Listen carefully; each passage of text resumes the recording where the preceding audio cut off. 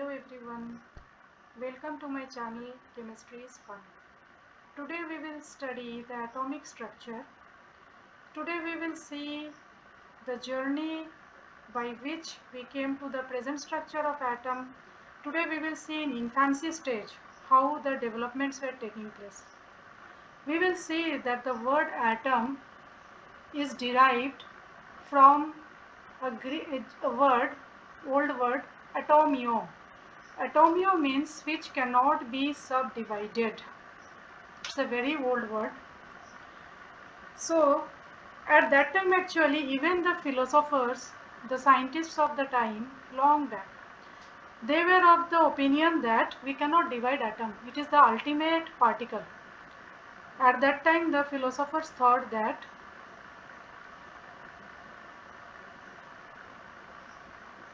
atom is the ultimate particle.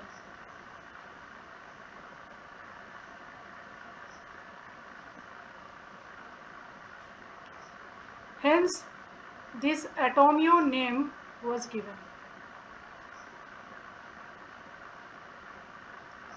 In the early concept, atomio term was even followed by Dalton.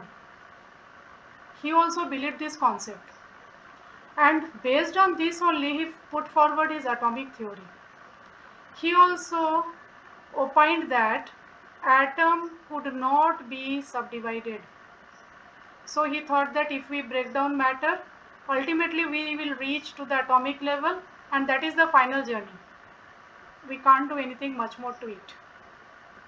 He also postulated that atom is neither created nor destroyed during any chemical reactions. On the basis of this, he could prove the law of conservation of mass. Law of conservation of mass.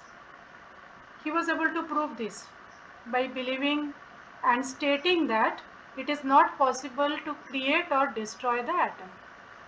He also postulated that atoms of the same element are alike, that is having the same mass and properties.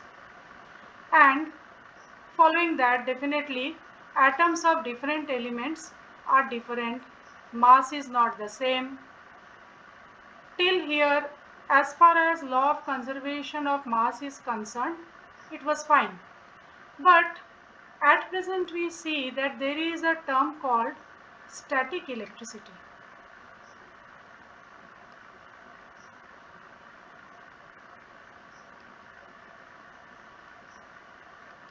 For example, when a glass rod is rubbed with silk,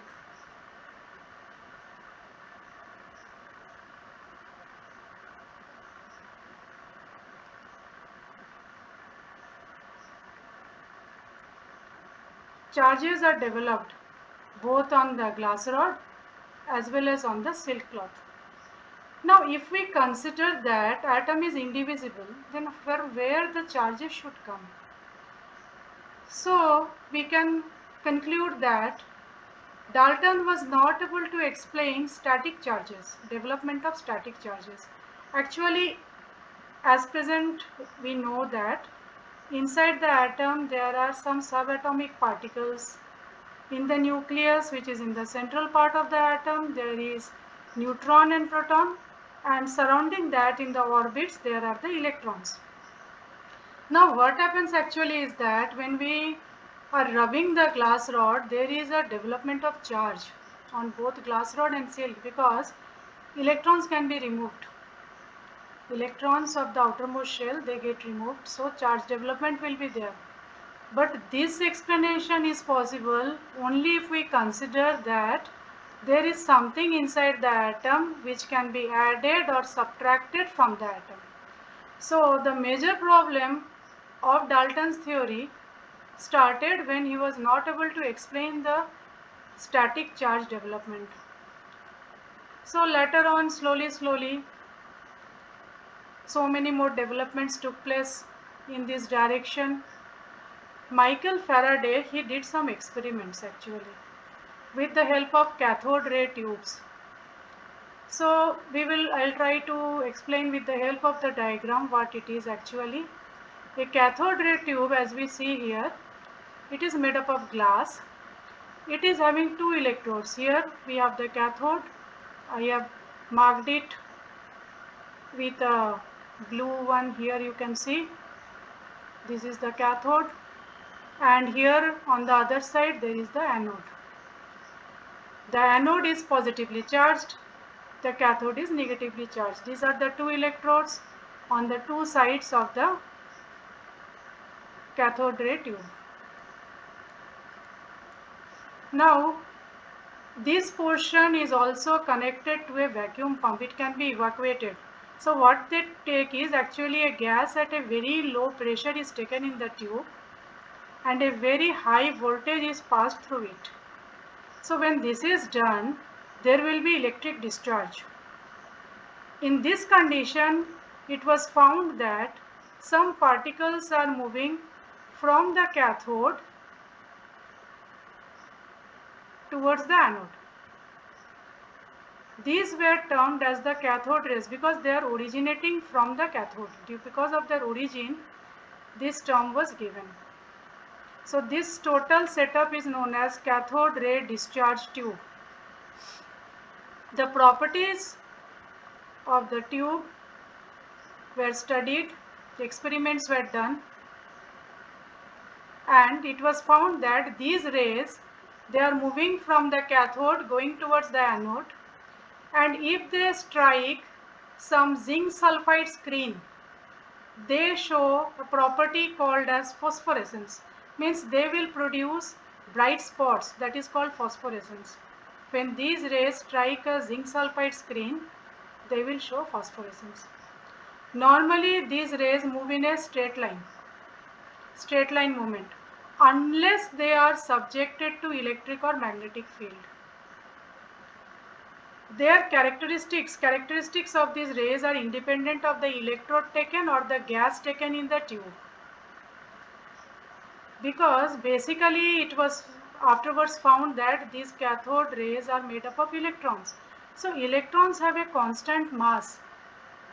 They are independent of whichever gas we are taking in the tube. If we take oxygen or nitrogen, the molecular mass of the gas is changing, but the constituting electrons, each electron, a single electron, its charge and mass will be constant.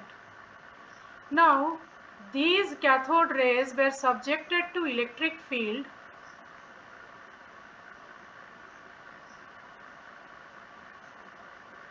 and they were found to deviate towards the positive plate.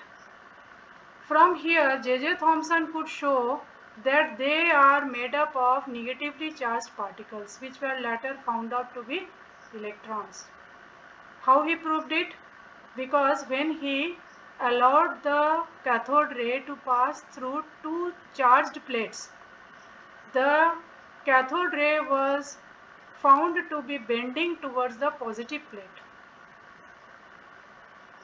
From here, J.J. Thomson concluded that they have a negatively charged particles. They are made up of negatively charged particles. The bending of the cathode rays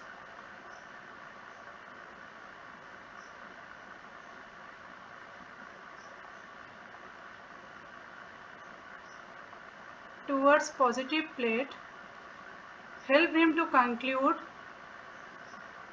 that they are made of negatively charged particles.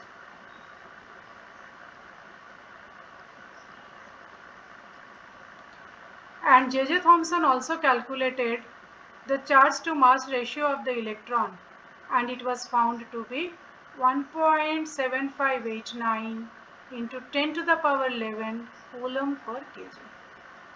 So from here we can conclude that atoms are definitely divisible. Inside the atom there are more particles. At present we know they are electrons, protons and neutrons. Today we have seen the confirmation of the presence of electrons. In our next journey, in my next video, I will definitely explain about the findings, how discoveries were done for protons and electrons. Please subscribe to my channel and hit the bell icon, so as to stay updated with the latest content. Thank you.